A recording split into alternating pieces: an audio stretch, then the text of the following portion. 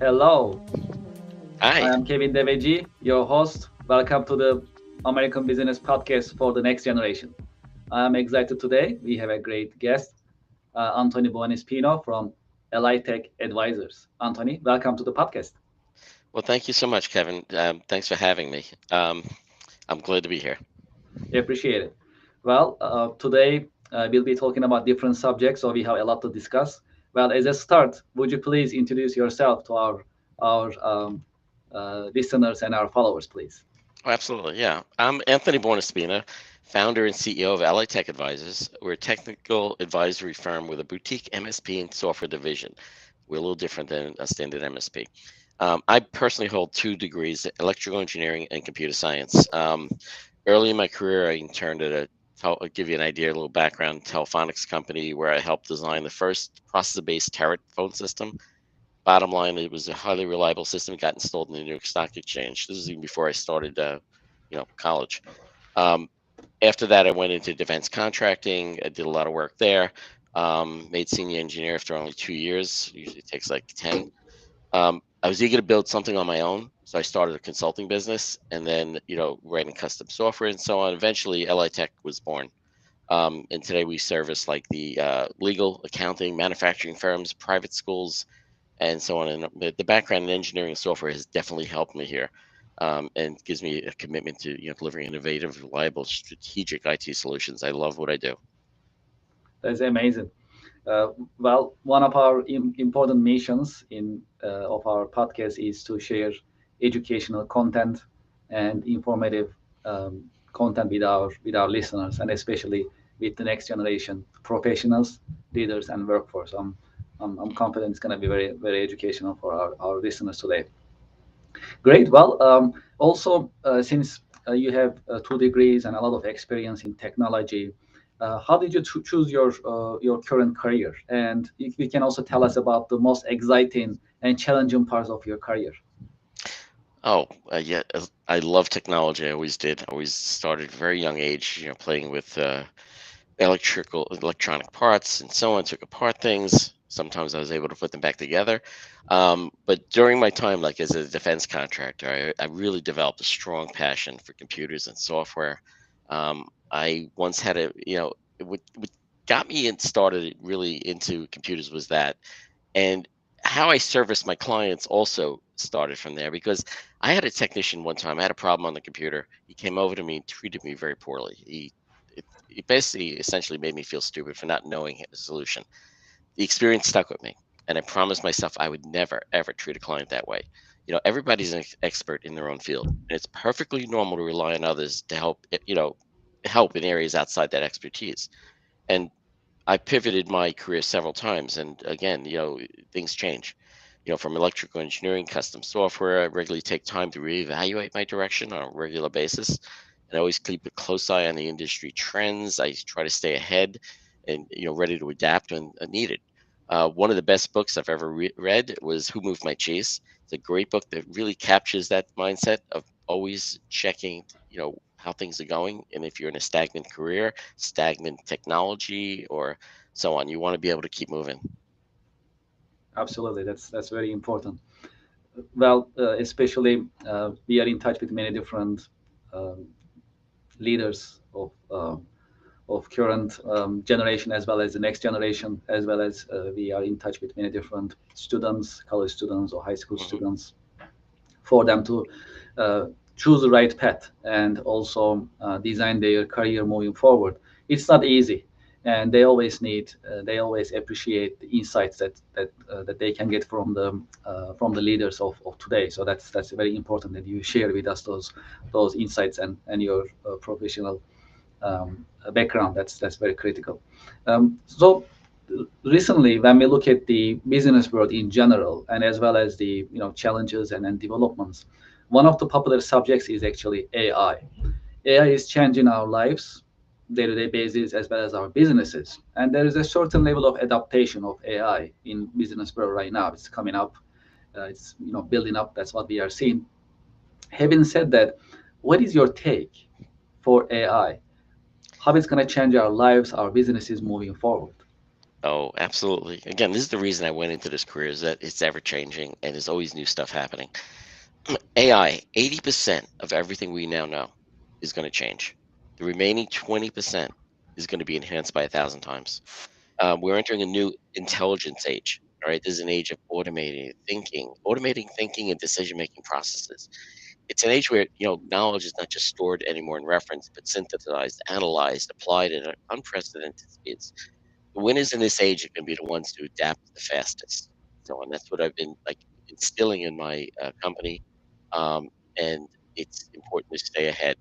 And for the kids and so on that are just starting out with this, it's important to realize that you need to keep ahead of this. You need to learn it. Internships are great. Also, we did a lot of that in the past, as far as bringing on interns, but definitely way to go. AI is the future. Absolutely. Do you think AI will replace many different positions and occupations in the future?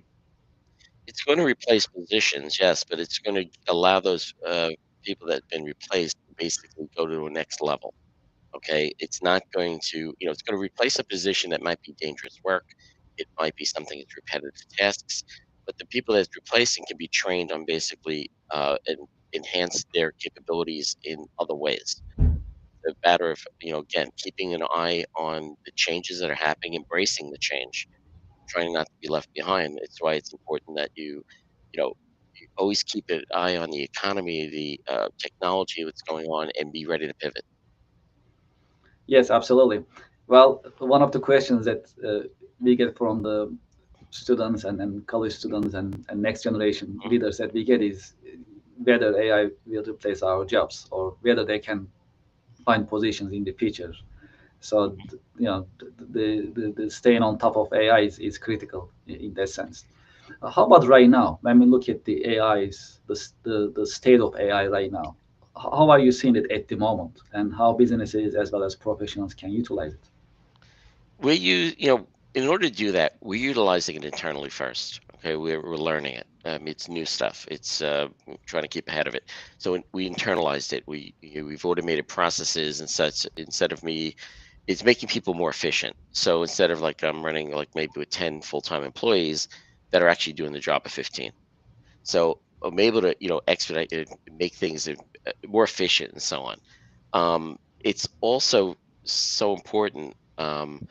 To realize that like this is also something that we're eventually going to offer out to our clients, and we really don't even know how to monetize it right now, so we're doing it free for our clients. We're doing business intelligence and training them on AI just at this point because we're learning with them, and we're learning how this is going to help them. I mean, we're able to help an attorney firm find $2 million in by analyzing their data and looking at some medical, it was a negligence case, and saying, look, you have basically $2 million that you can go after. From a health standpoint, it's revolutionizing the health industry. I mean, the about a year ago, I was overhearing a conversation between my wife and her sister about their brother, and they were just throwing out symptoms and stuff like that. He had gone home with food poisoning, and I just put the symptoms in the chat GBT. Comes up and says he's having a stroke. Send him to a hospital immediately. So I called up his daughter and so on. They ended up bringing him to a hospital. Guess what? He had a stroke. So that Wow. shows the power of this, and utilized properly. It's amazing. Yes, absolutely, absolutely. So it goes to predictive healthcare. That's how it looks Mhm. like. So before anything happens, then with the help of AI, prediction will take place, and ambulance will come to you or to others, whoever is needed. Way earlier than anything happens. So before anything happens, Yep. then that's great for healthcare, and Mhm. but that's exciting too in that sense. Yeah, Absolutely. we're gonna have self-driving ambulances. I mean, it's Yeah, that's true, right? we're heading there. Okay, I Yes, mean, I yes. was talking to somebody in avionics yesterday that was saying about planes will soon be flying themselves. I mean, the next couple of years, No which pilots, no no drivers. pilots. Right, it's going to be a lot safer for people in general. Mhm, mhm. Yes, yes, absolutely, absolutely. These are really exciting conversation. I mean, when it comes to AI, like right now, especially, the sky is the limit. So we can talk about many different scenarios that Mhm. may really happen. So, as you mentioned earlier, one of your expertise in your company is cybersecurity. and you are working with different companies in different sizes and different institutions. Let's talk about cybersecurity a little bit. Uh, how it is right now in terms of your observation in the market that small and mid-sized companies and organizations are adopting different Mhm. cybersecurity measures. Um, how are you seeing it at the moment? Yeah, it's very important because the attacks are getting worse. All right, they're coming in from overseas. They're in AI enhanced attacks, so it's very important that companies take this very serious. Um, the best, when I approach a client and so on, I look at what they have and I give them a gap analysis. But a layered security approach is the best to, essentially reduce the risk of a breach. And this includes, next gen firewalls, endpoint protection, your infrastructure, and the tools and so on. But it's a matter of also putting that all together with making sure your employees are trained and that they understand that, even with the best protections in the world, they are the, basically 98% of all breaches occur because of an untrained employee. So businesses must understand that and also invest the money necessary into that. Realistically, nationwide, I mean, you're talking anywhere between 3 to 11% of your revenue needs to be put towards technology and personnel that you need to help support that, meaning software, agreements, contracts, and hardware replacement cycles, keeping things up to date. You have to invest in, because I tell companies in general, we're all technology companies. I compare it to an attorney or like an accounting firm. You have those, all right. You may be paid $750 an hour for your attorney, and the thing is, it's important to have that. But you could do without that, an attorney or an accounting firm for a few weeks, a few months. Try to do that without your technology, you're down. Your productivity goes to zero. You're losing money, and that you're losing clients, and the problems that result from that. So I tell basic companies in general, they're technology companies, and they have to treat it as such. All right. The other part of it too is that I deal with a lot of different industries and manufacturing as well. They have to understand that they have to, use and comply with the cybersecurity standards and the industry standards and regulations for their industry, so that they, if they have those compliance and they, hold that to their company, it solves a lot of the problems. Because in the sense of from a security standpoint and also from an employee training, that's a requirement these days, especially for schools, having automated training. Yes, absolutely. Speaking of law firms, a couple of weeks ago we had Will Neiman, a Hmm. litigation lawyer, and he talked about his take. He shared his take and also his predictions for AI to be helping law firms and legal firms and how it's going to be. That was also fascinating conversation in terms of AI and how legal firms can utilize it.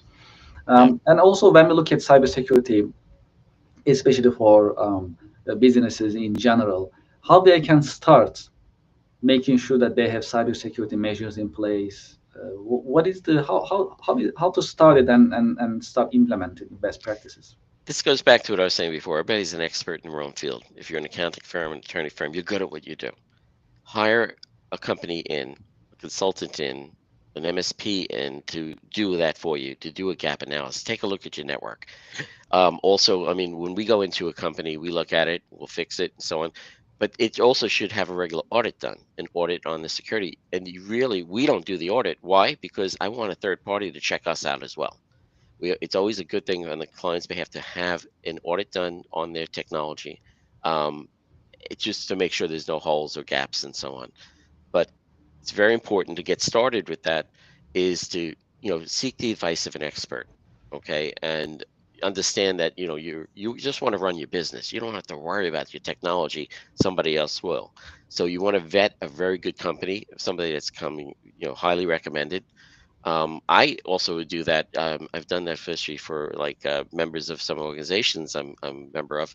That I'm not in the running to be their MSP, but I've evaluated their other. Their, as a technical advisor, I'll go in and look at all the quotes they got and tell them, yeah, this is the one you should go with. Why? It's because they're gonna. It looks like they have everything in place, not just the tools, but they have the people and processes to support that. Because anybody can sell a tool, and a fool with a tool is still a fool. So you want to make sure you have the right, the right mix and the right strategic partner that's going to help support you. Is there a certain interval in terms of how frequently they should do an audit for cybersecurity internally? That's a great question. It all depends on the industry and the, because some are more apt to get attacked than others, but a minimum of an annual audit should be done. The other one too is like we do ongoing, like PII and pen tests. It's a recurring, regularly, it's just ongoing continuously. So, and that gets reviewed quarterly by either us or the internal IT team, which we will work with them as co-managed. But it again depends on the industry. Some would you would want more often than others. Annual might be fine for some, but in some of the customers that I have right now, we're doing actually quarterly reviews. Yes, just to wrap up the cybersecurity conversation, can you tell us about the best practices that you have been seeing in the market for cybersecurity among your clients and other companies that you are interacting with? Yeah, best practices again, like for like schools I'm working with and so on, is following like EdLaw 2D, following FERPA, following NIST. As far as the compliance standards, but best practices, the number one thing is training your employees, and making sure that they understand that they are the front line, and when they get an email in and so on, that they have to be cautious about what they're clicking on. Even with all the protections and tools in place, things still get through, because there are things and tools that you should have in place to help, eliminate, let's say, 80 to 90% of the phishing attempts. But still, you're going to have issues. Things do happen, so that's why you want to have a trained employee. So that's the like number one thing you want to make sure happens. Wow, that's actually a great insight. I appreciate it. Well, let's talk about some predictions for 2025 and further.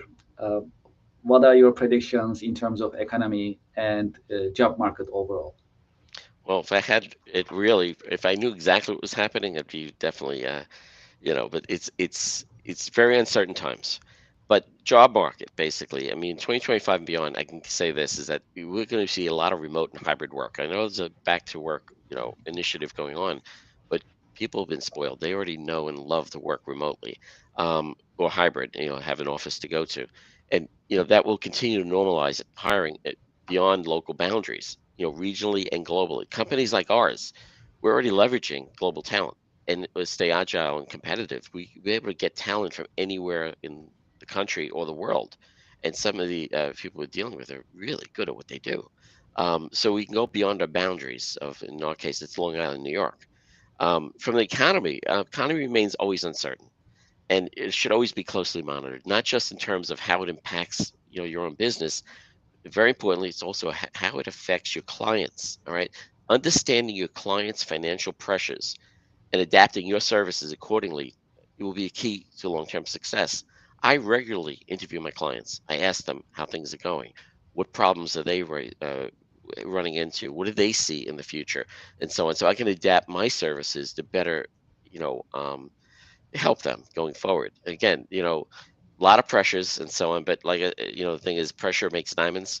So it's a matter of addressing and seeing the pressure and, you know, basically changing, pivoting, to be able to adapt to help your clients along and to actually help them, you know, maybe financially make more money, make, or get increased efficiency, especially with AI and so on, to show them how they can do more with less.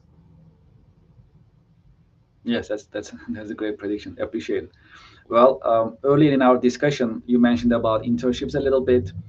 Yeah. To our uh, audience, especially uh, feature leaders and professionals, how do you see internships and apprenticeship programs? Well, let me tell you, I interned in the beginning, all right, and I learned a great deal being thrown into the fire and being, you know, talking to engineers and so on that have done that, and they gave me advice, some of it good, some of it bad, but the bottom line is it helped greatly. All right. So interning in general is a great idea. I mean, I actually added an extra year to my college. And instead of going 4 years, I went 5 because 1 year was just interning. It was like a co-op program and so on. It was the best thing ever. As far as on our end, I mean, there were times that we had anywhere from 2 to 5 interns working alongside my technicians and engineers. It's a great way to give back to, basically, train and also give them an insight and really as if to what they want to do, and also help nurture their expertise. Some of them love cybersecurity, some like custom software, some of them want to play around with the hardware end of it. So it's a matter of like, interning is great. I highly recommend it, and I also highly recommend. I mean, two of my best hires were my interns that I had.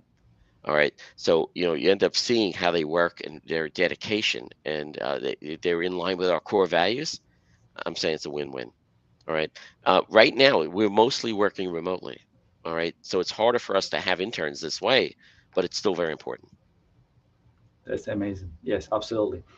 About apprenticeship programs, actually last week we had Michael Tadisco with us, and he talked Hmm. about the apprenticeship programs as well as the grants available for companies. He also talked about the importance of internship as well. So it's critical for Hmm. next generation to get internship and prepare themselves for the business world. I think it's great, and I'm glad that I get also the similar feedback from you. So that's important. And when looking for internships and finding companies for internships, do you have any advice for the next generation? Well, when you're looking, I mean, one of the things is I've always had like schools contact me, or I contacted the schools one way or the other, asking them if they had interns or an intern program, which most do. So when I was looking for help and to fill out, like maybe during the summer we had a lot of summer projects, I'd reach out to the local schools and ask them what they had. And also they had fairs typically we can go to and so on, where I can, you know, um, even sit down and discuss this with the students. Trade shows I've been at, it were great too, because there's a lot of students coming through and stuff like that, asking about internships and what they could do. And I've, pretty much a lot of education, but I always like to pass on whatever knowledge I had. So a little thing now, a little piece of information now can help avoid a major mistake on their end. So it's always good. I'm always willing to share information. You are the CEO of Long Island Tech Advisors. You are the founder. You are successful at what you do. Hmm. Do you have any role models that you've been following to be successful? Oh, of course. I mean, Jeff Bezos, of course. His. I love the fact that he's not competitor obsessed. He's customer obsessed. We're the same way.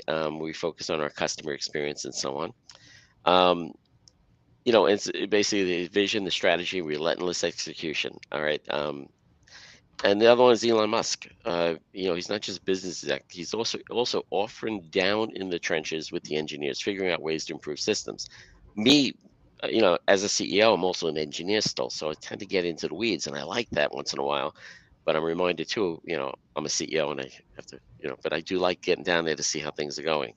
Um, you know, it's important that you again, work with the employees, understand where they're coming, understand their job. All right, so that you can actually help from a leadership standpoint, give them guidance. For next generation, for them to find the role models, do you have any advice for them? Oh yeah, absolutely. Yeah, read a lot of books. Read constantly. I read at least one book a month. It's the best way to grow personally and professionally. So, there's game changers for me included, like Never Split the Difference, Traction. You can't teach a kid to ride a bike at a seminar. 10 times is easier than 2 times. The more you read, all right, the more perspective you gain. And that's invaluable in making smart career decisions and becoming a strong leader. Read the books in which you're interested in. Read the leadership books. Read about technology. Reading is important. I mean, any CEO that's even like Elon Musk, that's all he does. He reads. If you ask him how he got to where he was, he said he reads. If he doesn't understand something, he reads. So when it comes to like choosing like a career path and so on, explore early and often. All right, intern where you can, shadow professionals, and definitely talk to professionals. You get real world exposure wherever possible, right before locking into a direction. The experience will help you discover like you're passionate about, and also just as important in what you're not passionate about. All right, and most important thing, stay curious, adaptable, and always keep learning. Yes, yes, absolutely, absolutely. That's very helpful for the next generation. Truly Mhm. appreciate it. Before we end our episode, do you have any other advice for the next generation that you like to share? Just keep learning, and talk to people that and surround yourself with people that you want to be like. Okay, and if anybody tells you you can't do something, that's more reason you should be able to do it. Okay, because I was told in the beginning that, oh, you shouldn't do this, it's not going to work, you're leaving a job. When I was very successful as an engineer, I went out on my own at the time when I was doing, like, I was getting paid a lot of money, I was doing a great work, but I took the chance. All right, so the thing is, take risks. All right, don't worry about pressure. Like I said, pressure makes diamonds. And always learn, continuously learn, and definitely consult in anybody, your mentors, anybody that you see and you hold in high regard. Have conversations with them. Thank you, Anthony. For our listeners to get in touch with your company, organization, how they can get in touch with you? Oh, the website, I'm sure, litechadvisors.com, or just, give me a call. I'd be more than happy. My policy is, our core values and our prime directive, because I like Star Trek, all right, is help first, sell later. Okay, and with heart, and heart is an acronym for our core values. But the thing is, I will always give 15 minutes of free advice to anybody that asks. Somebody calls me up, it might be a company that's too small for us and it's not. But what I did, like even yesterday, I've spoken to a, a prospect that way too small for me, but I gave him advice, and he says the two nuggets of advice I gave him were invaluable. He says he would have made some major mistakes if it wasn't for that. I said, then my day is done. I accomplished what I wanted to do. I appreciate it, Anthony. Mm. Yes, that's very gracious of you, and it's been very helpful for all of us, for our listeners, to us as well. Thank you very much for joining us today in your busy schedule, and also, looking forward to having in our next episodes because there are more things to talk about as well. Thank you so much, Kevin, for having me. Really appreciate it.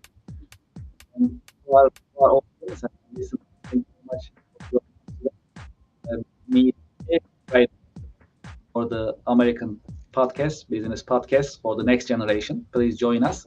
Also, please follow us in YouTube, LinkedIn, Twitch, Facebook, and looking forward to seeing you at our coming episode for the American Business Podcast for the next generation. Thank you very much. Have a nice day.